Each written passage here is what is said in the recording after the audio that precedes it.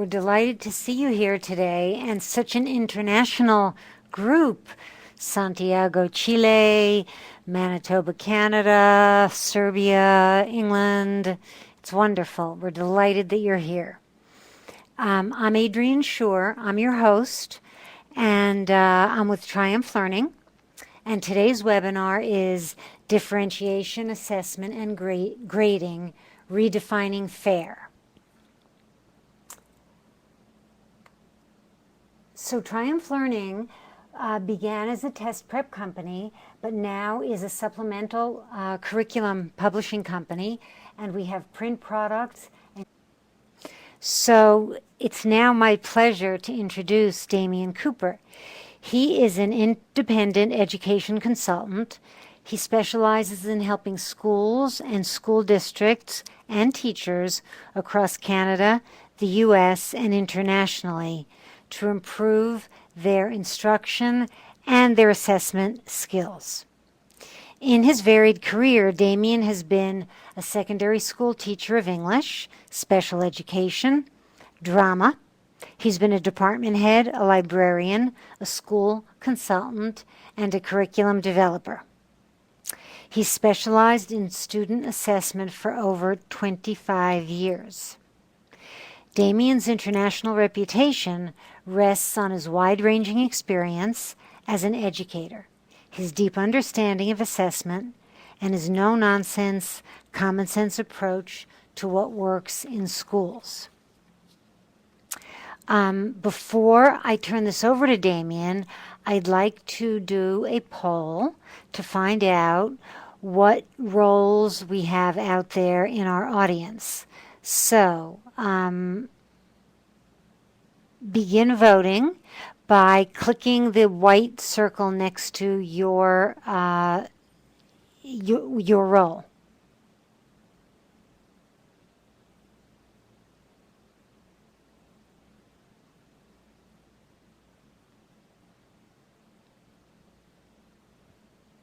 So we have about 275 people here.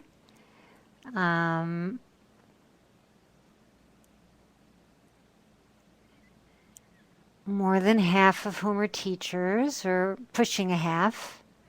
Let's see, I'll give a couple more minutes for this. Great, okay, yeah, about half are teachers, then other, then support teacher or coach, then a district administrator, and then principal. Okay, people are still weighing in. I'm going to shut this off in just another couple of seconds. It's fascinating. Okay, so great. Back to the slides. So I have had the pleasure to work with Damian before, and he is a really outstanding presenter. He's a gifted educator, and we're especially lucky to have him with us since I think he's leaving for Egypt tomorrow morning to help the Department of Ed there. So right now I am going to stop broadcasting and turn it over.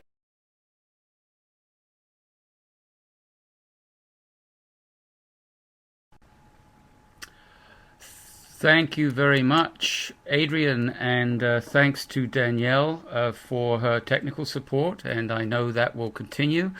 And a special welcome to all of you. I'm just thrilled about the interest in today's session, and again thrilled as well that you're from so far afield, including my country of birth, the UK, across the United States, Canada, the Middle East, the Far East. So welcome to everyone.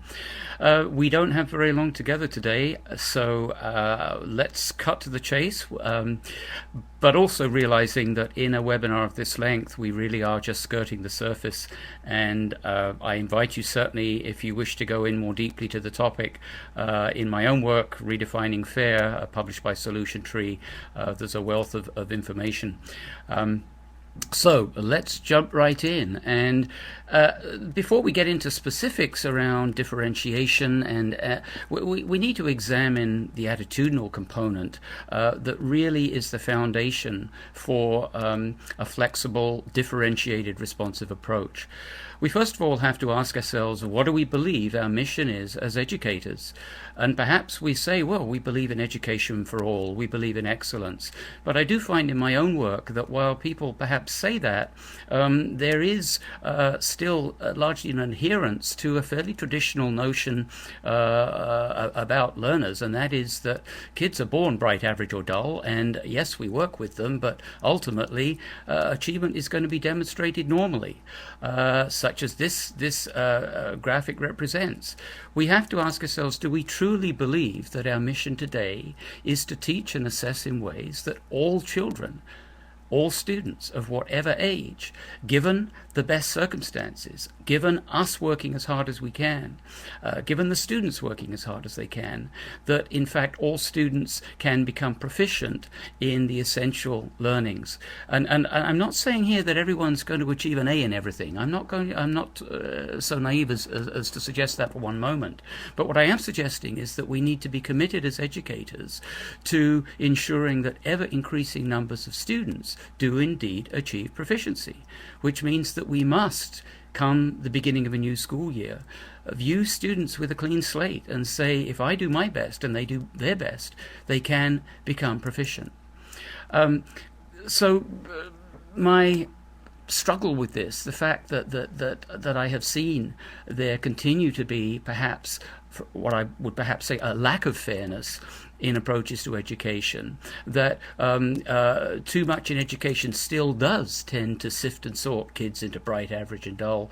That led to the release of this work by me, Redefining Fair, where I said, how can we plan, assess, and grade for excellence, despite the fact that the reality in our classrooms today, of course, is that we have such an incredibly diverse range of students. And of course, one of the big problems is that our system, it doesn't matter where we're working, in the United States, in Canada, in the Middle East, the Far East, in England, we still, most of us, operate in systems that are predicated on the false assumption that if students are registered in a given grade, let's say grade 8, then they have mastered the learning outcomes for all of the previous grades. And of course, that's just not true. So all of us, at whatever grade and whatever level we're teaching, need to be conversant with practices around finding out where kids are and working from there. In an ideal world, we would not have the curriculum defined according to the calendar. Thou shalt learn this amount in these 8 months. But that is the way our system is structured, funded, staffed, and so as teachers we continue to struggle with that. So we do need to ask ourselves, in this sense of how do we meet the needs of all students, what do we mean when we use the term fair? And perhaps you've seen this graphic. It seems to be becoming increasingly popular online. But it's a very, very powerful image. And I like to share it with teachers, with parents, indeed with students, and just flash it up on the screen and say, think about this. Jot down a note or two. What does this say to you? What does it mean? I particularly like to take this right-hand frame and say to students, redraw that 5 years hence, 10 years hence, and see what students do with it. And of course, in the future, 5 years, 10 years hence, this little guy on the right, who at this point in time requires 2 crates to fully participate in viewing the baseball game, he could be the tallest of the 3 individuals in the future. The point of the matter is that at this point in time, for him to participate fully in the experience of viewing this sporting event, he needs scaffolding. That is to say, he needs temporary supports. And of course, that notion of scaffolding is a very, very powerful metaphor. Scaffolding comes from a building site, where on a building site, scaffolding is 3 things. It's essential when a building is being erected, so that it doesn't fall down. But secondly, scaffolding is temporary. We expect to take it down. And the third thing is, scaffolding is just bloody ugly. So we expect to remove it.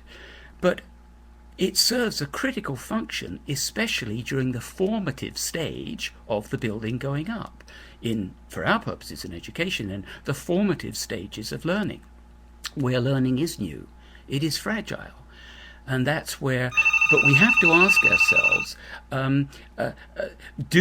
are we prepared to be flexible? Are we prepared to provide that, albeit temporary, support, so that not every child in this stadium is treated in the same way? These are fundamental attitudinal questions that we need to ask before we get into the substance of being responsive teachers. So we do need to begin by an examination of our mission and what we mean by fair. And I invite you to share that with your colleagues in your classrooms, in your schools, with parents, with your students. We're also going to talk briefly today about, so given that, how do we adapt? What are appropriate adaptations and modifications, particularly in the area of assessment, given that we do live in a standards-based educational situation? When we get to the very difficult and complex issue of grading, how can grades be fair, especially for students who perhaps at this point in time are not being successful? And then thirdly, how do we communicate those sometimes difficult messages to students and parents come reporting time? How do we blend honesty, transparency, accurate information with sensitivity and being encouraging? These are some of the questions that we'll talk about, but I do just want to begin with a brief story because I believe strongly as an educator in the power of metaphor. This is our cottage on Georgian Bay, and I love to share it, as you can tell. This is in Ontario, about 3 hours north of where we live. And a year before, sorry, not this last Labor Day weekend, but a year ago, we entertained friends up there, and they brought their 2 kids, Jack and Sam. Well, Jack, from the moment he arrived, he'd never been up to the snug, as we call it, before. And he was just full of questions. He followed me around wherever I went, and we just hit it off immediately. Anyway, Jack, while we were sitting down on the dock that Saturday afternoon, and I swear I could hear his brain churning because he was just so full of questions. He said, "Damian, those kayaks over there, how do you steer them? Those things on the back, they're rudders, aren't they?" I said, "Yeah." And I said, "Well, how do you think you steer them, Jack?" And he said, "Well, I guess you steer them with those wires that are on the side." I said, "Come on, Jack, you're in a kayak. What's in your hands?" And he said, "Oh, a paddle." He said, "I'll be right back." And he wandered over and he stuck his head into the cockpit of one of the kayaks. And he came back a minute or so later and he said, "Yeah, you steer the rudder by pushing those pedals and they're connected to the wires." I said, "Jack, you sure are inquisitive, aren't you?" He said, "What does that mean, Damian?" I said, "What do you think it means, Jack?" He said, "I ask a lot of questions, don't I?" I said, "Jack, you sure do." And I said, "Since you've got here to the snug today, you haven't stopped. And I think of all the things you've learned." And so you need to know something about Jack. He was just about to enter grade 4. And I said to him, "So Jack, you'll be heading into grade 4 on Tuesday. I bet you ask a lot of questions when you're in school." And he looked down and his whole demeanor changed and he said, "No." I said, "What do you mean, Jack, no?" He said, "Whenever I ask a question in class, the teacher says, 'Shh.'" I said, "Really?" He said, "Yeah." He said, "In school, the teachers have to ask all the questions." Now, think about this. Jack learns so much by being inquisitive. But you also need to know that this little guy who's heading into grade 4 was reading barely at a grade 1 level, and his ability to communicate his thoughts in writing was also very, very seriously behind grade level. And yet, in terms of his brain, his cognitive ability, it was huge. So there's a case where we need to be flexible. Because when I asked his parents that October, "How's Jack doing? He just moved to a new school district." "Oh, not very well, I'm afraid." And I said, well how come? "Well, he just got a test back on classifying rocks in science. And he got 0 out of 20. I said, "No, 0 out of 20. And his mum said, "Yeah." But then, of course, we chatted about what was that test for Jack. Was it a test of his knowledge of science? Of course not. For Jack, that was a reading and writing test. And it's no wonder that he failed it so miserably. And yet during that weekend, as we scrambled over this mass of rock, Jack would say, "Damian, stop, look.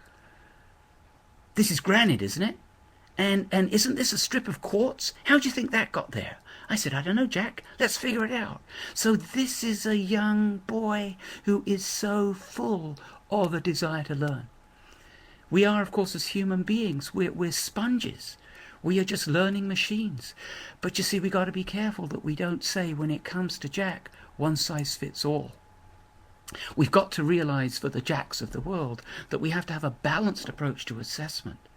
If, when I look at Jack's written work and I conclude Jack, on his written test of science, got 0, rather than enter that data in my grade book, I must say, wait a minute.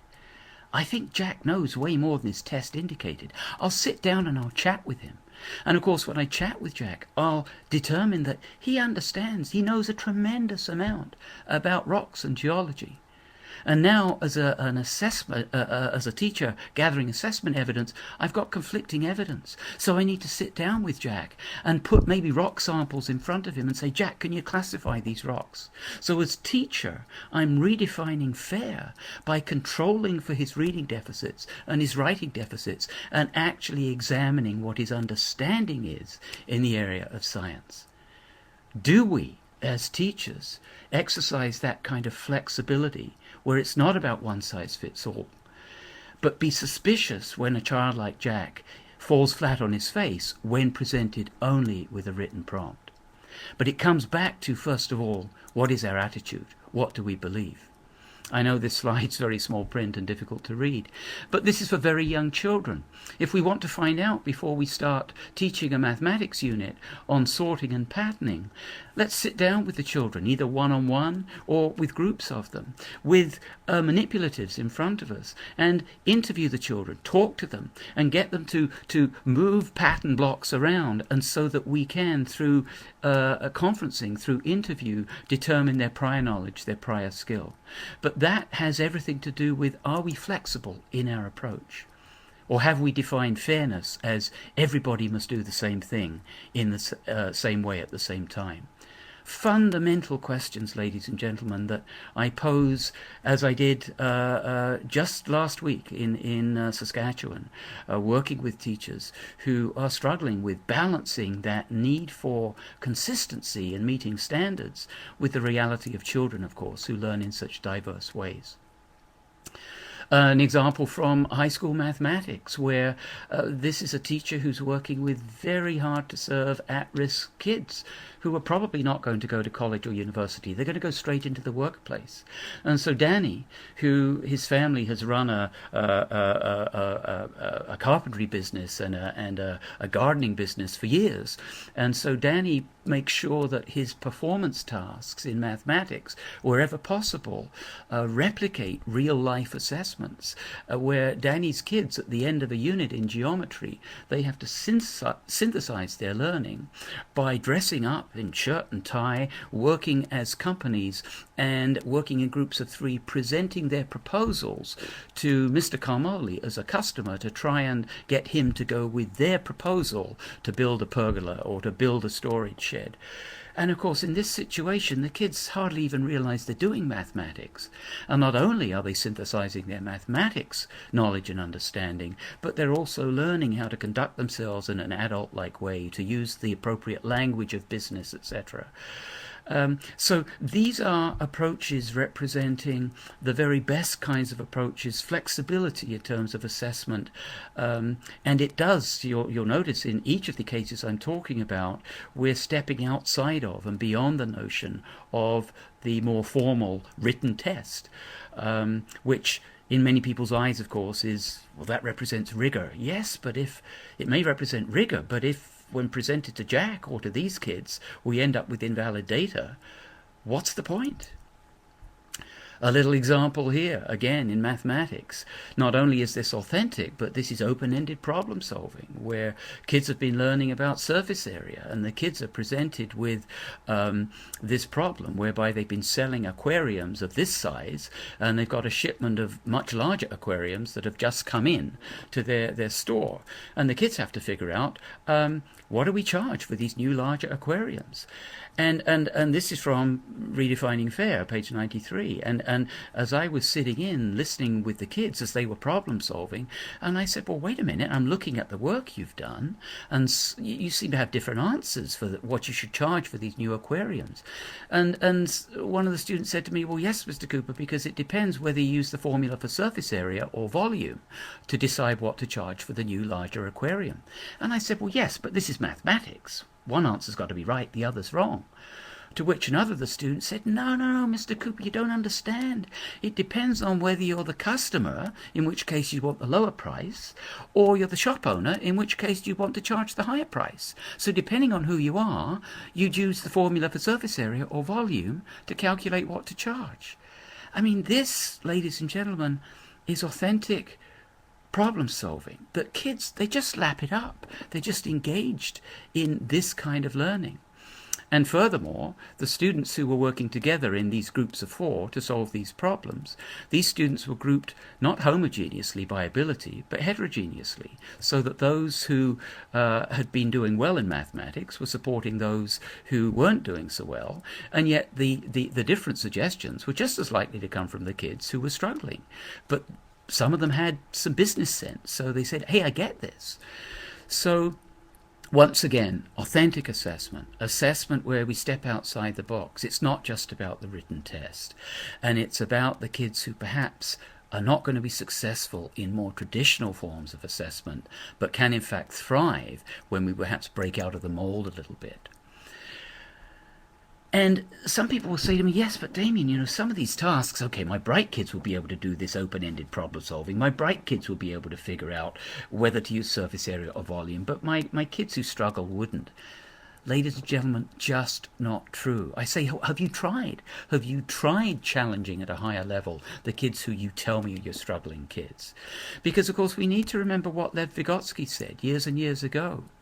He said, the art, the science of teaching is to begin with finding out what children know, their prior knowledge and skills through pre-assessment, being really clear the goals we have for them. And of course, depending on their prior knowledge and skills, those goals will differ. It's not about sameness. And then making sure that the gap between where children are and where we want them to go is maximized, what Vygotsky called the zone of proximal development. And just a reminder that Vygotsky said the appropriate gap between where kids are currently and where you want them to go presents them not with easy work, but with work that challenges them, but doesn't frustrate them. Kids will rise to a challenge.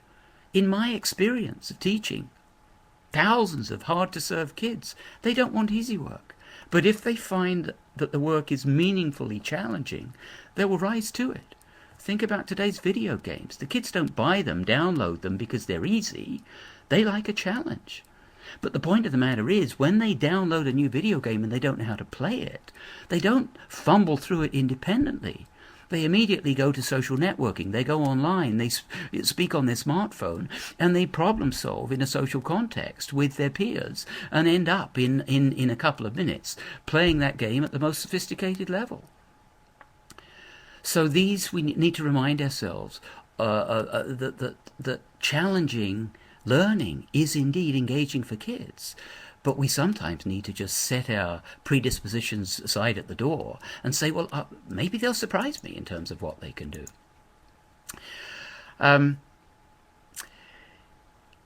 Some application of Vygotsky's work. This is a wonderful self-assessment chart that I found on a classroom wall when I was doing the research around Redefining Fair. And in this case, following introduction of new learning in mathematics in this case, the teacher says to the students, all right, traffic light yourselves to determine what level of follow-up or practice questions you feel ready to handle in terms of this new learning. If you're green, you're saying, oh, I get this. This is a walk in the... I can do this. Challenge me. Bring on the complex questions. If you say, I'm feeling yellow at the moment, you say, well, I kind of get it, Mr. Cooper, but could I continue to work with Adrian on this? I need a bit of support. Or maybe the student's going to say, Mr. Cooper, that lesson you just taught, I don't get it. I feel red at the moment. I'm not ready to do any practice questions. Can I meet with you in a small group? Because I need to talk to you some more about some of my confusion. This, of course, then is students identifying for themselves their zone of proximal development. Now, of course, it presupposes that the teachers teacher has prepared appropriate work at the green level, the yellow level, and the red level. But we also have to be very, very careful that this is not ability grouping kids. Depending on the task, depending on the lesson, depending on the subject area, I could be green following one lesson and red following another lesson. So this is not about labeling kids. This is about, at this point in time, my current level of understanding is green, yellow, or red. Please respond with the appropriate level of complexity of work. Now, we're considering, of course, here the issue of the extent to which we should be differentiating when it comes to assessment. And we do have to be very, very careful here. The worst case scenario is when the children who get it are set to work on the real work, on the really challenging, the engaging project, task, whatever it is. But, I've got these kids who in this grade 5 science project, they just won't get it. So I'll have them do a collage. Ladies and gentlemen, speaking metaphorically, I just have a problem with the collage approach, i.e. the kids who won't really get this science, they can get a piece of construction paper and find a few pictures and slap them on, and that will be their version of this project. Well, it's not their version of this project. The collage in that case is cheating the kids out of the integrity that presumably the teacher brought into the assignment.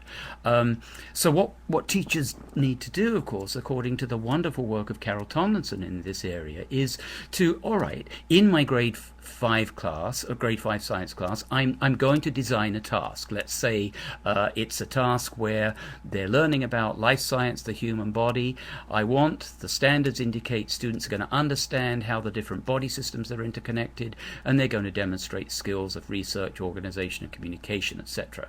Or the students are going to be involved in selecting a specific disease of the human body. They're going to conduct some research. They're going to present their findings.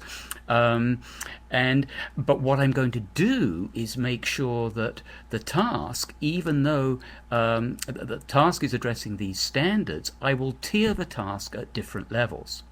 So, for the kids who are operating at grade level, I'm going to give them, because they're only in grade 5, I'm going to give them a list of the diseases, so I'm not going to expect them to work entirely on their own.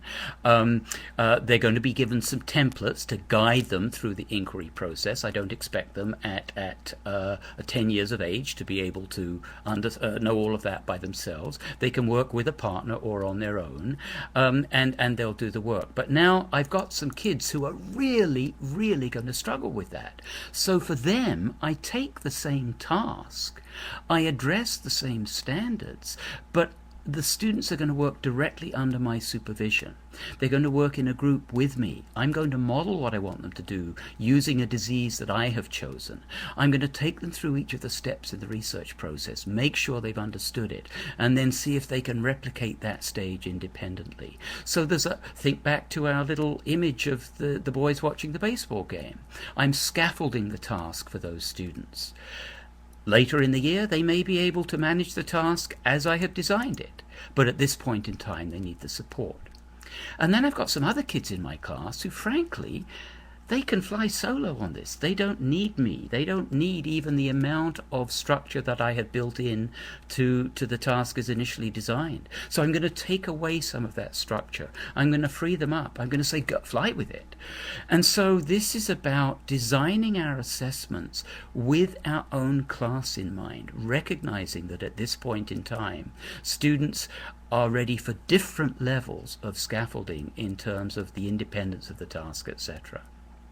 Again, back to this notion of redefining fairness, not as sameness, but as equity of opportunity, the notions that Rick Warmley has talked so well about in terms of his own work. So that's one little example of how we might differentiate an assessment task. But my key message here, ladies and gentlemen, is we mustn't water down the task to the collage. We mustn't undermine the integrity of the task. Every child has the right to an intellectually challenging, meaningful task which will provide evidence of the standards. This leads us, of course, to another critical aspect of assessment, and that is, do the kids know what the target is? Do they know how I, as teacher, am defining excellence on this, in this case, grade 5 science project? Do they know what an exemplary performance on this task would look like? And of course, Rick Stiggins, whose superb work out on the West Coast has blazed a trail for us in assessment. In one of his workshops many years ago, and Rick himself doesn't remember exactly when he said this, but it was such a powerful quote. Most students can hit the target if they can see it clearly and it stays still. So we have to ask ourselves, have we made that target clear for them? Have we included and provided to the students a research, a rubric? So in this case, we're looking at, from Redefining Fair, a partial, this isn't the entire rubric, but it's a partial rubric which captures the elements of the research process and delineates performance through this process at 4 levels, with level 1 being minimally acceptable up to level 4 being exemplary. But what I do with struggling students is that I will actually take in this case, level 3 being the proficient level. I would like all students to be able to perform at least at this level. I actually take those indicators from the level 3 rubric and I turn these into a checklist whereby the students themselves can, and they can use this same checklist anytime they do research, so 10 times here. The students ask themselves, have I asked appropriate questions to guide my research? Today, put in today's date, yes or no? Have I considered a wide range of appropriate primary and secondary resources, etc.? So the students are self-checking themselves on the research process. But for a lot of the kids I've worked with, this checklist, which is based on my initial rubric, would blow them out of the water. So what I might want to do for the kids who are going to struggle a little bit is I'm going to build an adapted checklist based on the lower level indicators, on the level 1 indicators. And so in this case, I've lowered the bar temporarily for these kids, where they simply indicate, do I have a question to guide my research? A much simpler question. Do I have at least 2 sources from which I'm drawing my information?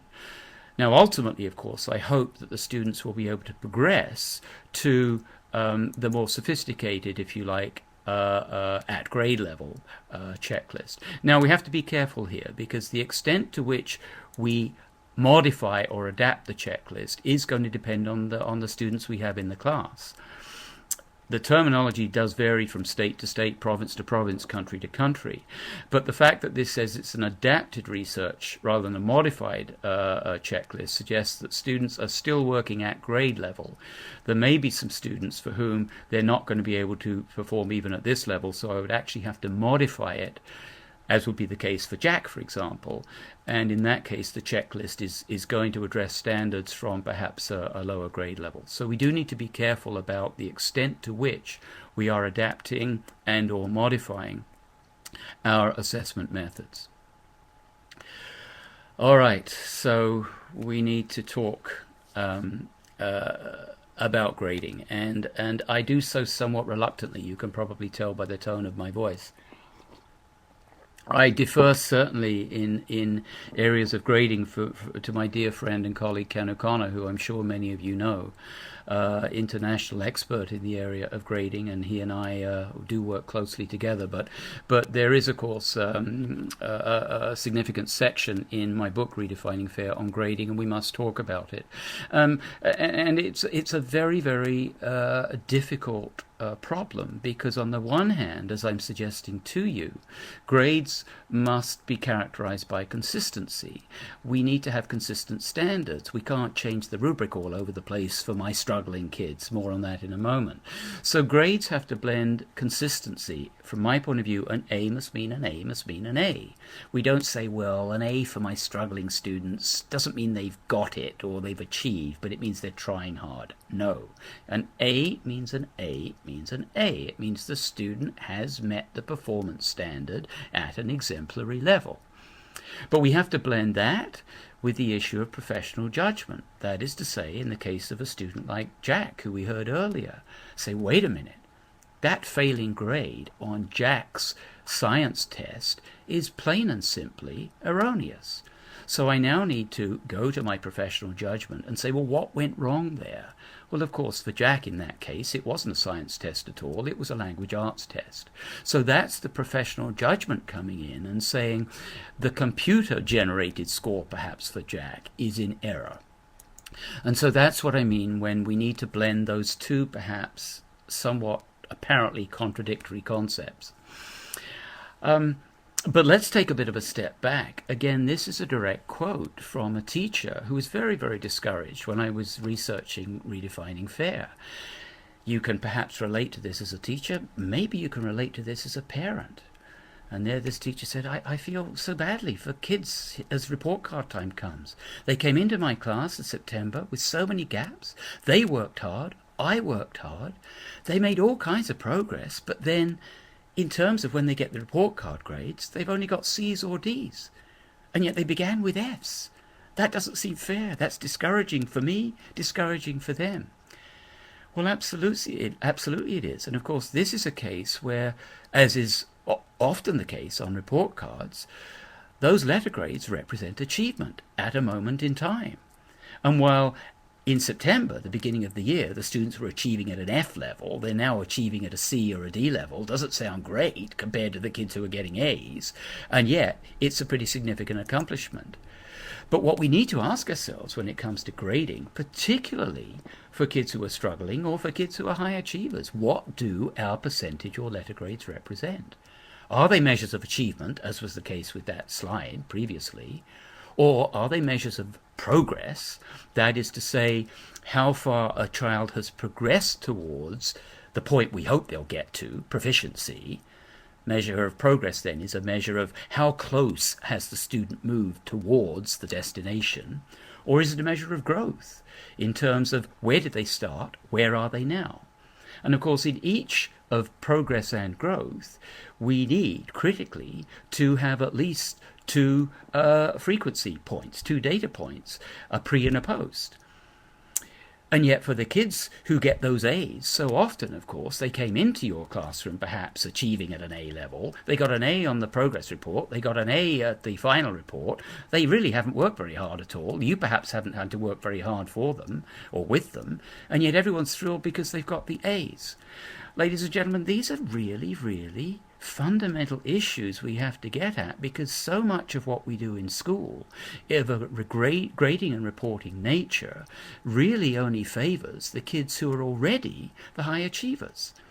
It's very much the status quo seems to benefit those kids who, for whatever reason, are leading the way, as it were. So we have to examine our grading and reporting procedures as well, if we indeed are going to redefine fair. Now, again, in the interest of time, we can't go into a great deal of detail, but Ken, in his work, talks about 4 conditions by which he wants teachers to examine their grades. Are they accurate? Are they consistent? Are they meaningful? And do they support learning? So just touching upon a couple of Ken's points. Ken will say first and foremost, and if you know his work at all, you'll know that this is one of his strongest points, that accuracy of grades, first of all, has to ensure that a grade, be it a letter grade, a percentage grade, is not mixing together disparate kinds of data. Keep the achievement data separate from the behavioral and attitudinal data. Very, very important. Again, we go back to a student like Jack, and in terms of his achievement at this point in time, based on reading, of course, he's really, really struggling, and we need to address that. But in terms of Jack's attitudes towards learning, his initiative, etc., he's off the scale. So those two things need to be kept separate for Jack and for his parents, so that they can see where he's excelling and where his needs are. So very, very important notion. This slide, of course, this is just a list of the kinds of things. This is from my home province of Ontario, whereby on the report card, right across the province, you will see these 6 skills being separated out from students' achievement of standards in terms of knowledge, skills and attitudes. So teachers are required to gather evidence of their responsibility, their independence, their initiative, their organization, collaboration, and self-regulation. Again, these are slides which are described in some detail in Redefining Fair. But professional judgment I hinted at before when talking about Jack. And we do need to recognize that when we become certified as teachers, we are given the very heady responsibility of looking at data which we have gathered from assessment tasks, and we need to apply our professional judgment to those. And that if our experience of the child is way out of line with a computed grade, then we need to say, wait a minute, what was wrong here? In Jack's case, of course, the example was that it was an invalid test of science. We also need to recognize that when we aggregate multiple scores from assessments into an overall composite grade, there is measurement error. There is measurement error in every single assessment we conduct, just like there is in polling. Grading is the equivalent of polling. But in a polling situation, of course, the polling company says if the population's this big, how big does the sample need to be? And then when they publish the results of the poll based on the sample, a polling company tells us what the measurement error is. This result is accurate 19 times out of 20 with a possible range of error of 5 percentage points. We do the opposite when it comes to grading in the classroom. We pretend there is no measurement error. We've done that for years, to which, ladies and gentlemen, I say the emperor has no clothes. So we have to start fessing up that measurement error is a reality in assessment, and particularly in grading. Grades are meaningful when they're based on a valid sample of critical evidence. Back to that Jack example where, of course, I suggested that initial test where he got 0 out of 20 on classifying rocks was in fact not a valid piece of data. Ken and certainly I in my more detailed work talk about what does a valid sample comprise, and we won't go into all of that detail right now, but the notion of triangulation, right, do and say, I talked about earlier as being very, very important. The notion that grades, generally speaking, should be based on polished summative data, not formative practice data. Education is probably the only field of human endeavor whereby when you're practicing something and making mistakes and trying to get it right, you get penalized for getting it wrong. Doesn't happen in sports, doesn't happen in business. My goodness, I don't think it happens in our own careers as educators. And yet so often in the classroom, children's early attempts where they're struggling with new learning ultimately get held against them in terms of grades. Fundamentally unfair. And I think that this point just accentuates that. But let's, and I am conscious of our timing here. I'm also conscious that I'm going rather quickly and probably overwhelming you with massive amounts of information, but perhaps that's part of my role here, so please forgive me. But how can we report to students and parents honestly and sensitively, particularly, as I said, in the case of a student like Jack, who is clearly, while very, very bright young boy, has some significant gaps in his learning and some significant deficits. So, again, a direct question from, in this case, a principal, while I was working on Redefining Fair. How do I explain to the parent of a special needs child who has an individual education plan that the A she's received is for a modified program and it doesn't mean the same as the A's for the other children in the class? Well, I said earlier, an A must mean an A must mean an A. If we're talking about accurate, consistent measures of student learning. Perhaps in the past we did sometimes use an A to reward effort and sometimes an A to reward achievement. We've got to be clear about it. And I would say in this case that let's use Jack as an illustration. You see, we have to get over the notion and help parents get over the notion that the only important statistic is how many A's my child got on his or her report card. That only tells part of the story. The parent should also make sure he or she is clear on at what grade level is my child working. In Jack's case, he's working perhaps at grade level in some parts of his program, but not other parts. How well is he performing?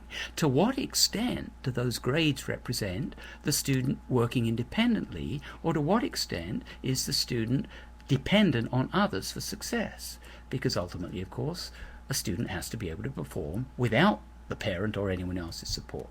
And then those behavioral and attitudinal data. So let's, just as we move towards some closure here, consider Jack once again. In light of that principal's question to me, how do I explain to the parent that, let's say, Jack's A doesn't mean the same as other kids' A? Well, I'm actually going to say that in terms of Jack's reading program, he probably shouldn't be getting A's. Now, that's very controversial, but let's explore what I mean.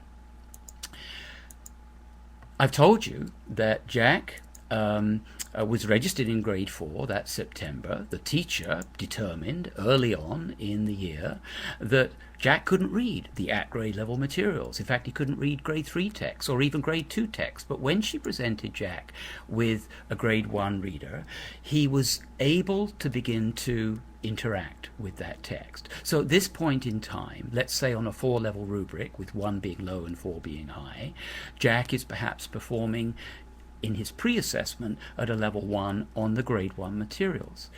So the teacher sets to work working with Jack, providing some direct instruction. Maybe he's getting some instruction from special education sources. Jack's working really, really hard, and gradually he's improving his performance on the rubric, on the grade 1 text. Does the teacher continue to have Jack reading at grade 1, but giving him a level 4, which might equate to an A, and putting an A on his report card in reading? No. Certainly what I want to have happen is that the teacher says to Jack, let's see if you can handle a grade 2 text. We can reasonably expect that on a grade 2 text, Jack's performance on the rubric is going to drop back down, maybe to level 1, but that's okay, because her goal is to have Jack ever more closely approximate reading at grade level, to keep him within his ZPD. So I mention that because I want teachers, I want educators to understand this grading is not simple by any means. It's not just about the number of A's. It's got to be about those other pieces of data as well, especially at what grade is the child, grade level is the child working. So I realize a very controversial notion, but one that's extremely important, and again, I do deal with in some detail in Redefining Fair. Right, just finally back to that question of the teacher and the despair really about the report card, that even though the kids had worked hard and progressed so much, they got C's and D's. Can a report card do more than just communicate achievement? And I believe it can. I believe we have to examine our reporting formats. And of course the traditional report card might look like this, that in terms of achievement in language arts, well, yeah, the students got a C- in reading and a C in writing, not that great. But if on that report card we indicate as well a progress measure, and this simply means a 2 means that since the previous reporting period, this student has moved 2 gradations on the rubric. So in other words, this student on the previous report card was operating at a D. And since that report card has moved from a D to a D plus to a C minus. 2 moves, 2 progress moves, if you like. Similarly in terms of writing. So that there's a report card, this is achievement data, that's progress data. I've done this very kind of reporting with students I've worked with a principal's permission, in a school that had its own reporting format that only focused on achievement, because I don't want the kind of discouragement that was echoed by this teacher and certainly her students with respect to report cards that only recognize achievement. I need to wrap up there because I'm sure there are questions out there which I think Adrian has been fielding. But let me just make a closing comment and say, most importantly, this comment. Please, ladies and gentlemen, let's ensure that we do not use grading shorthand like A to describe children or students. I believe deeply that there are no A students in the world, because if there were A students, there'd be F students. I believe there are only A performances and B performances and C performances. And we must go into our classrooms and send a message to students and parents that we believe if we work as hard as we can and the students work as hard as they can indeed perform and produce excellent work. So we must make sure that the levels, the grades, refer to the work, not to the students. And with that, I'll close my comments. Thank you so much, and I know I've overwhelmed you, but I hope that there has been a word or two, a strategy or two that's been helpful to you. I think I'll turn things back to Adrian at this point in time. Sorry, Damian, I didn't mean to cut you off there. We have a lot of great questions, and I want to start with one near the end. Here we go.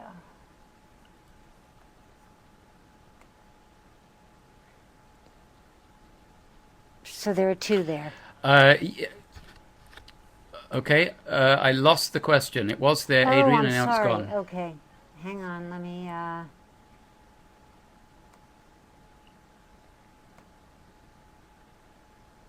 Right.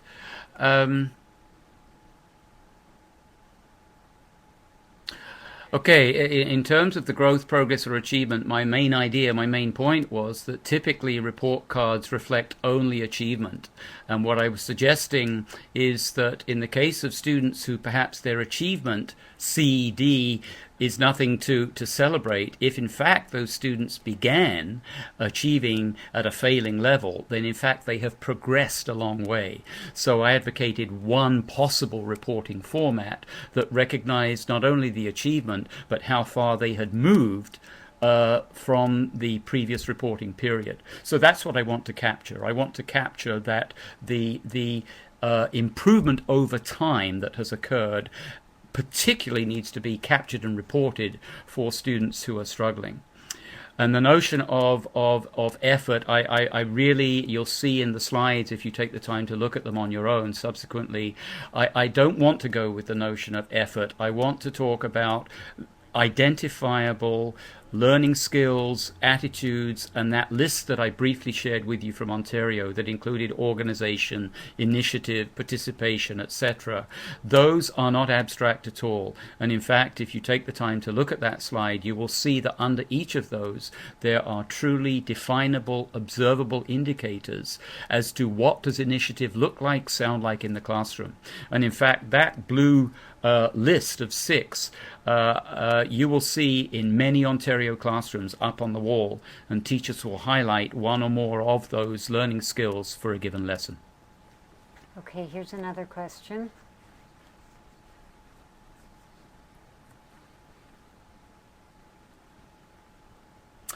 Yes, absolutely key question, and you raised the point. We leave parents out of these discussions at our peril. I frequently do parent evenings where I will share those very same slides in terms of, as a parent, why is it important for you to ask of the teacher, can you show me how much progress has occurred?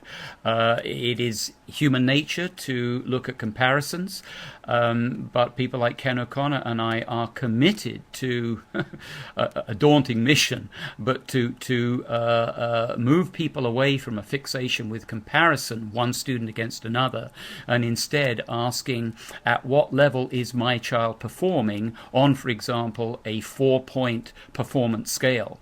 So rather than how well is my child doing as compared to Adrian's child, is my child performing at an exemplary level, a proficient level, a limited level, whatever it may be. And I've had a great deal of success speaking to parents that once they hear that, they're saying, thank you. Now we understand why it cannot and must not just be about comparison. But of course, that doesn't change the fact that there is competition for scholarships, competition to get into post-secondary institutions.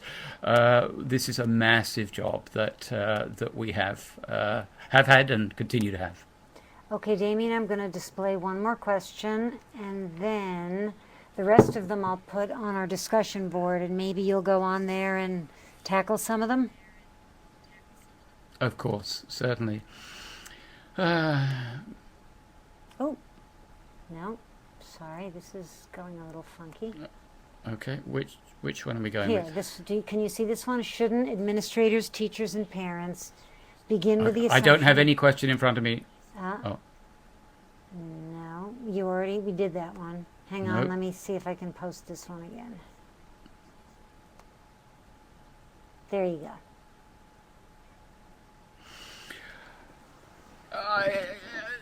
Are you? This sounds. It's a rather negative question. Shouldn't admin, teachers, and parents begin with the assumption? And absolutely, I say fundamentally no. I say we must go in with the belief that I will work as hard as I can, and I will set standards for students, and I will adapt, and I will be flexible, and I will do all of those things. I will set achievable targets for students wherever they are right now. I will work within that zone of proximal development. At the end of the day, are all students going to meet that proficient level? Perhaps not. But if I go in with the assumption that they won't, it becomes a self-fulfilling prophecy. And that's where teachers start to talk about my bright kids, my average kids, and my dull kids. And from my point of view as an educator, there is nothing more damning, there is nothing more ethically problematic than having preconceived notions about what students will achieve. Okay. So there are more questions, Damian, that I'm going to post on the discussion board for you. Okay? Thank you so much. Okay, Adrian.